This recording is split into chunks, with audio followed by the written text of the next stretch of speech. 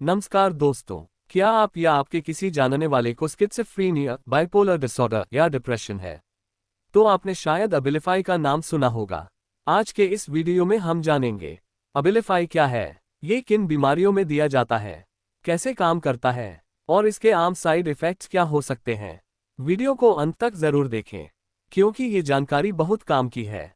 अबिलिफाई एक एंटीसाइकोटिक दवा है जो दिमाग में मौजूद कुछ रसायनों की क्रिया को बदलकर काम करती है। ये दवा दिमाग में डोपामिन और सेरोटोनिन जैसे न्यूरोट्रांसमीटर्स के असंतुलन को ठीक करती है, जिससे मानसिक बीमारियों के लक्षणों में सुधार आता है। इसे आमतौर पर टैबलेट या सिरप के रूप में दिया जाता है और कई बार डॉक्टर इंजेक्शन के रूप में भी दे सकते हैं। किन बीमारियों में दिया जाता है?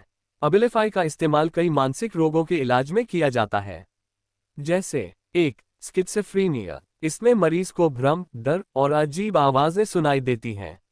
अबिलिफाई इससे जुड़े लक्षणों को नियंत्रित करने में मदद करता है।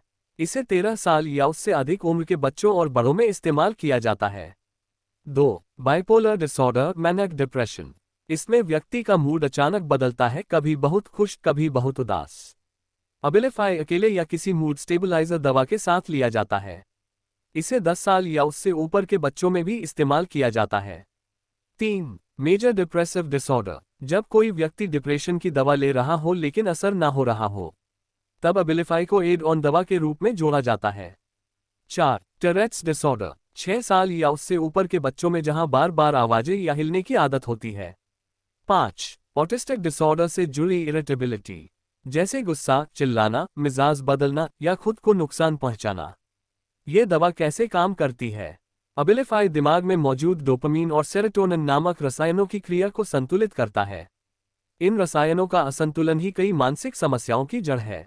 दवा धीरे धीरे असर दिखाती है और लक्षणों में सुधार लाने में कुछ हफ्तों का समय लग सकता है। इसलिए डॉक्टर की सलाह से इसे नियमित और समय पर लेना जरूरी है।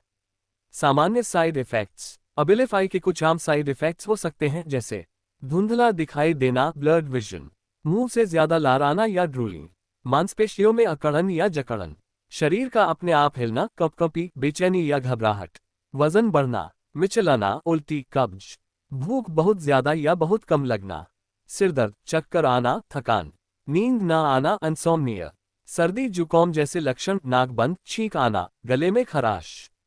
ये साइड इफेक्ट्स हल्के हो सकते हैं, पर अगर ज्यादा समय तक रहें या बढ़ते जाएं, तो डॉक्टर से संपर्क जरूरी है। सावधानियां। अबिलिफाई लेते समय कुछ बातों का ध्यान जरूरी है। दवा अचानक बंद ना करें, लक्षण फिर से लौट सकते हैं। डॉक्टर की सलाह के बिना डोज ना बदलें। अगर मरीज को डायबिटीज, ब्लड प्रेशर या हार्ट से जुड़ी बीमारी है, तो डॉक्टर को जरूर बताएं। बच्चों में दवा की मात्रा और असर को ध्यान से मॉनिटर किया जाना चाहिए। कुछ मरीजों को शुरुआत में थोड़ी नींद या चक्कर महसूस हो सकता है, इसलिए गाड़ी चलाने या मशीन ऑपरेट करने से पहले सावधान रहें। तो दोस्तों, अबिलिफाई एक असरदार दवा है, लेकिन इसका इस्तेमाल समझदारी और डॉक्टर की निगरानी में ही करना चाहिए।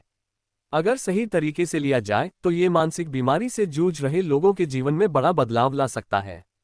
अगर ये जानकारी आपको उपयोगी लगी हो, तो वीडियो को लाइक जरूर करें, चैनल को सब्सक्राइब करें और इसे उन लोगों तक पहुंचाएं जिन्हें इसकी जरूरत हो सकती है। ध्यान रखें, मानसिक स्वास्थ्य शारीरिक स्वास्थ्य जितना ही जरूरी है। धन्यवाद।